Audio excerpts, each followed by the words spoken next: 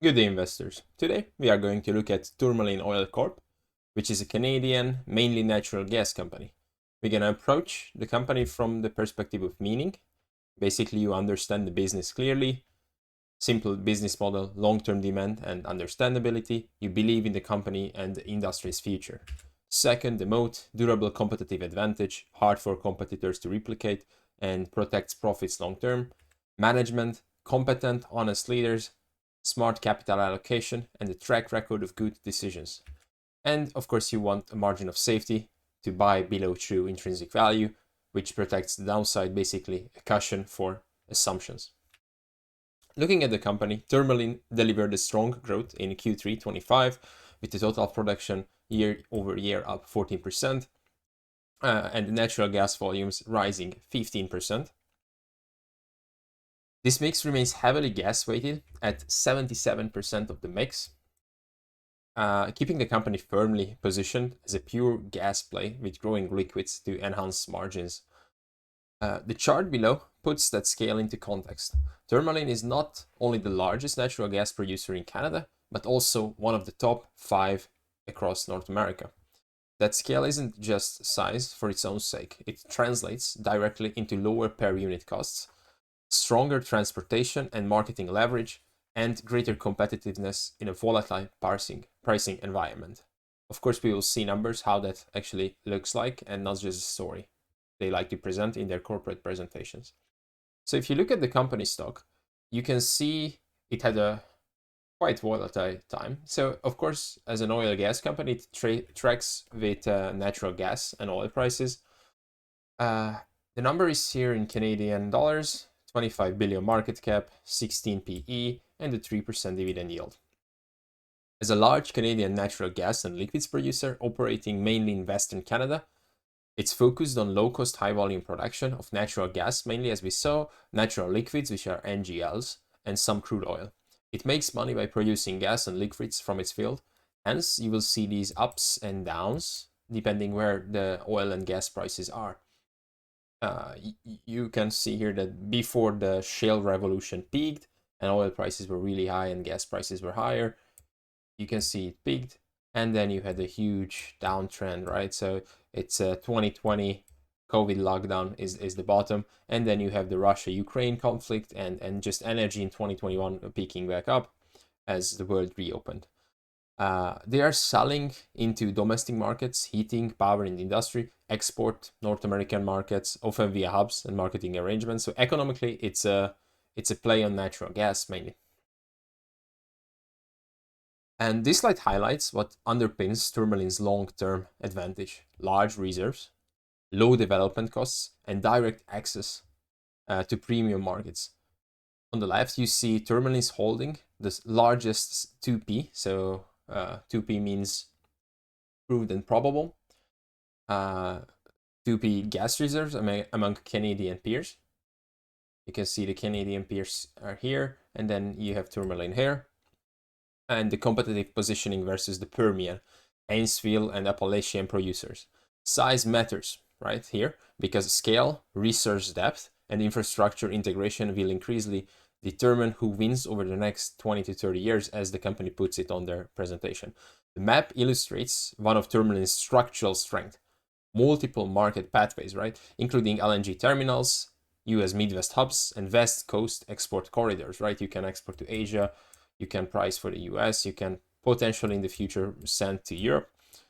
So this diversification gives the company flexibility to capture pricing optionality and reduce reliance on any single market.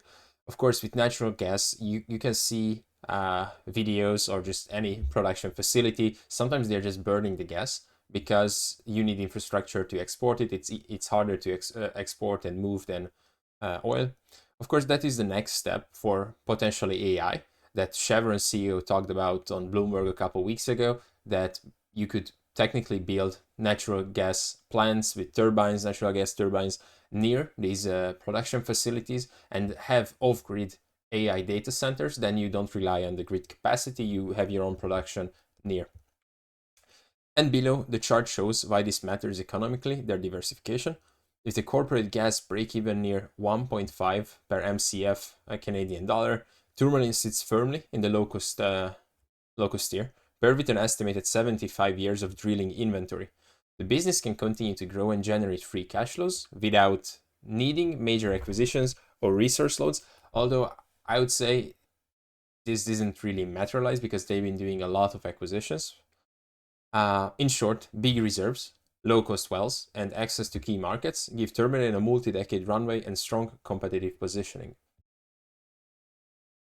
This table shows a meaningful year-over-year uplift in North American benchmark gas prices. You can see it here. So for example, New York Max up more than 40% in Q3 and over 60% in year to date. Regional hubs like Ventura, PGE, and Chicago also show strong gains, reinforcing a healthier pricing environment for producers. Meanwhile, so that's for natural gas. And you can also see that in the Henry Hub gas, if you look at the US, that gas has been relatively strong. Winter came early this year, but also the potential for LNG exporting to the world, to Europe, especially from the US. And of course, with the Trump deals with the EU, you can see they pledged, I believe, $750 billion worth of energy imports over the next X years. So definitely that will push higher gas prices in the US, and then Tourmaline with their integrated system could benefit from that. Below the chart highlights how Tourmaline is positioned across different pricing markets. So exposure is diversified rather than concentrated. Only about 41% of 25 volumes are tied to the US, Gulf, and LNG pathways, right? So here, which is great, right? We just talked about those prices being going higher. Yes, with increasing weight towards US Midwest and down market access in later years. The forward curve shows exposure shifting gradually into premium hubs through 27 and 29. You can see the change here. Reducing reliance on weaker Canadian benchmarks like the AECO. The takeaway is simple. Pricing is improving, and Tourmaline is strategically positioned across multiple hubs to capture the upside while minimizing regional basis risk. This slide highlights Tourmaline's operational execution and how leadership compensation is structured to support that growth. The company delivered strong results, record production, robust free cash flow generation, and the meaningful reserve replacement of nearly 370% of volumes. You can see it's here. So shareholder returns remain central with the Moat case and special dividends return in 23, while acquisitions like Bonavista at scale and long life production. So this is for 20. Okay, this is for 23 numbers. Of course, this is from their management. EPIs haven't changed really since. So what you want to really look at is what the company focuses on. So you see total average production, you see cash flows, free cash flows. These are crucial. These are business-centric areas. You see reserve growth, shareholder returns, right? So that's the other portion. Market diversification strategy. So they have really good incentives for the executive team. On a compensation, management pay is largely performance linked. So CEO pay is 89% at risk, mostly tied to equity incentives and bonus outcomes. So this indicates alignment with shareholder value creation, especially across the KPIs like cash flow and market diversification and corporate returns. Compensation levels also sit close to industry averages for most roles, suggesting a balance rather than an excess. So if you would look at the actual numbers they are getting paid, they are not really overpaid. They are at market paid. So if you have an issue with the level of payment for the CEO, for example, that's the market. So if you don't give those payments, then they just move to a competitor. And in this case, actually, the CEO is kind of underpaid compared to the market. I would add one caution. The company's growth strategy includes corporate acquisitions, which can accelerate scale, but also add integration and capital risks. Incentives supporting expansion are constructive, but should continue to be balanced with returns focused discipline. We will see how this worked out 2 slides later. So this chart shows clearly the step change in Tourmaline's free cash flow generation from 2021. So if you recall the stock chart, you saw that 2021 the stock was starting to pick up onward, driven by higher pricing, scale, and operating efficiency, and of course commodity global prices went up. Free cash flow surged to peak levels in 2022 with oil and gas prices sky high, with 23 still strong but moderating, and 24 showing a noticeable reset lower, despite production growing basically 10% at a compounded annual growth rate. The message here is simple.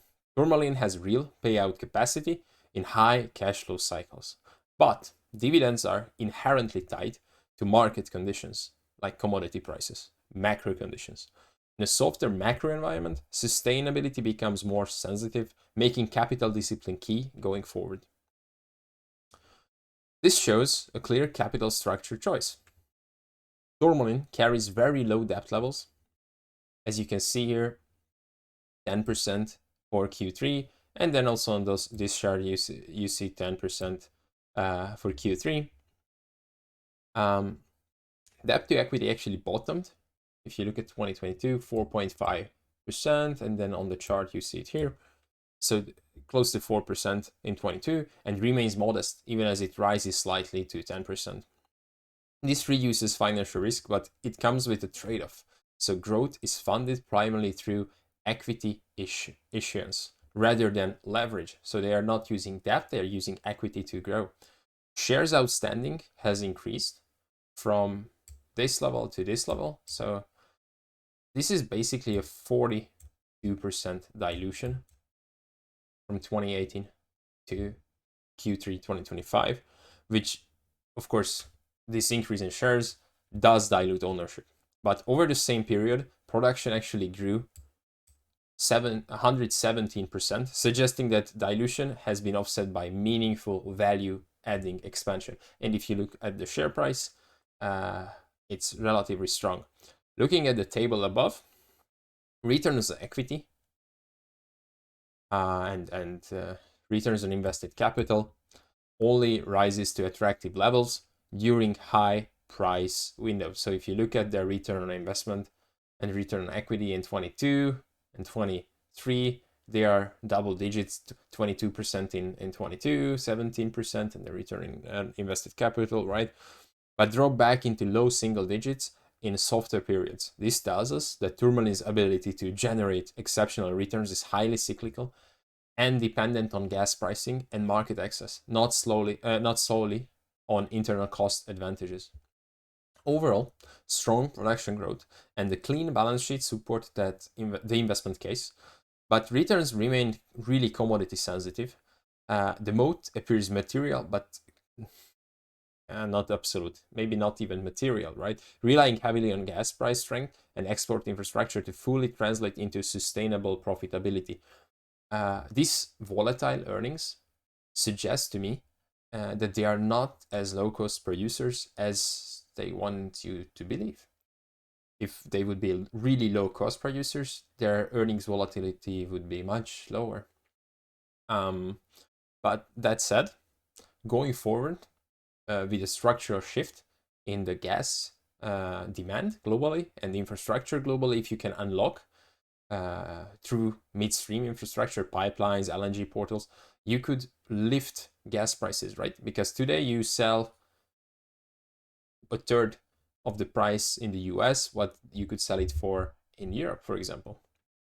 If you could basically sell at European price or just the average of the two, so you would have a global equilibrium in the price of natural gas, these natural gas companies would be making much more money because their basically realized price in barrels of oil equivalent was around $30 per barrels of equivalent of gas, or actually a mix of the oil. So if you think about today, oil is at 60, and then you have gas at like 30 oil equivalent, or a bit below 28. You have a lot of room for natural gas to catch up to the oil price, basically on a BTU basis, on the British Thermal Unit physical basis. That's actually what Bloomberg is talking about, but we'll see how that works, because I would argue that natural gas cannot like 100% replace oil, as he might suggest it can, because he's saying that trucks could change to natural gas and from oil, but we'll see about that. The point is, you have a good outlook for natural gas. Even at these prices, they can make money, but if the prices go substantially higher, they are growing, and if their commodity price goes up, oh, wow, it can really 10x the stock price. Okay, so this chart highlights the management's long-term growth outlook, with production expected to climb steadily toward 850,000 barrels of oil equivalent per day by 2031. So if you look at here, yep, supported by Spirit River, the Basin, and NEBC development. Cash flow and free cash flow are projected to rise alongside volumes, even assuming flat pricing beyond 2028. So that flat pricing, if you would have pick up on natural gas prices, as some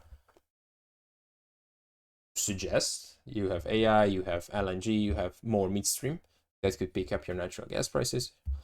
That could be higher. So importantly, capital spending remains relatively stable over time, allowing, so if you look at this, allowing more of that cash to flow back into dividends or balance sheet improvement, although that balance sheet is already rock solid, so they could just focus on dividends and buybacks. So maybe they are in a growth phase, and then when they flat out their capex, and then you have a strong outlook for natural gas, that could fund your dividends and buybacks. Below is the valuation takeaway. So using the company's projected free cash flow, which is here, I just plot it into my numbers here, and I come up with a 35 Canadian dollars worth of discounted free cash flow intrinsic value if you use a 10% discounter, right? My own forward-looking weighted discount free cash flows, so which is using like realized barrels of oil equivalent and personal calculations, I came up with a valuation of around 43. So, but that said, I lean toward the company's cash flow case, as that's more conservative. And then you see also the 10 cap valuation screens below, because but those are lower because it's backward looking. So it looks at last year free cash flow, or this looks at 7-year average of the last years relative to a 10% discounter. The future value is tied to rising production, increasing market access, and the company's ability to convert volumes into sustained free cash flow, potentially in a higher natural gas environment. Overall, the forward curve is attractive, but execution, pricing, and market access remains key to unlock the full valuation range, I would say. And of course, I want to see what they do with the free cash flow. Do they really just, let's say, buy back shares and put it into dividends, or they just want to push even growth higher? Because you can see growth is slowing down a bit. Okay, to summarize, from a meaning perspective, it gets a green. So Tourmaline represents a pure play on Canadian natural gas with large production scale and long life assets. Ownership of the stock equals exposure to gas pricing, LNG growth, and low-cost upstream production efficiency. From the Moat side, Tourmaline holds sort of a cost leadership, or maybe that's what they want you to believe, and scale-based advantages supported by large reserves and control of infrastructure. Durable, although still commodity price dependent, and advantage is strong within the sector, yet cannot remove the cyclicality of the sector and the relatively poor return on equity and return on investment, which questions historically the strength of the sector. I add historically because these numbers are based on past numbers, these return equity and return investments. If natural gas prices try to catch up to oil prices on a BTU basis, or if Canada can finally unlock through midstream infrastructure spending and deregulation, if they could unlock their huge natural gas reserves, and these earnings could skyrocket. They could double-digit return on equity, return on investment, 20% plus. That would be But that's not today. That's the outlook. You have AI, you have LNG, you have growth, you have a changing Canadian political outlook. But it's a question of one bird in the hand versus two in the bush. What's the chance that I can get those two? How fast can I get them? So these are all projections on those. From the management perspective, I give it a green with yellow.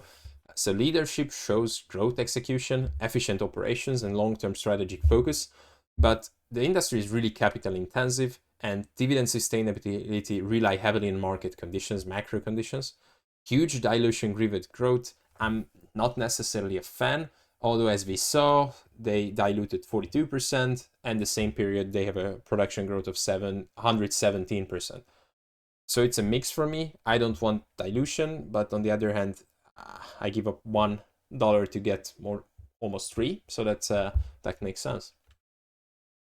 And finally, on the margin of safety side, so the cash flow strength fluctuates. It's with gas prices, capex needs, and making valuations safety dependent on commodity cycles rather than internal defensiveness. This is not a stable floor investment, only a value play when priced for downside. Using valuations of the company and mine, it's trading above intrinsic value. So using the company projected free cash flow, it's trading around $33. My valuation is 43. So let's use 35. That price is above today. That intrinsic value is below today's price. So using valuations of the company and mine, it's trading above intrinsic value. Growth drives valuation higher, but not justified per the math I have. So by what that I mean is that companies who are growing tend to trade at a higher valuation. If today people know that LNG is gonna be a big thing. People know that Canada has a lot. You can unlock it, and then there is a lot of birds in the bush. But I'm not sure if those birds are priced relatively good.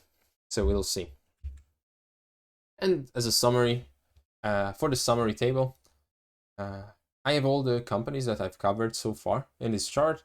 And then you can see if I want to see a 10% return over the years, I have Tourmaline trading above its intrinsic value. So here I use my valuation and average it out with the company's valuation. So it's around 40. They are trading 64. So that I would say they are priced higher.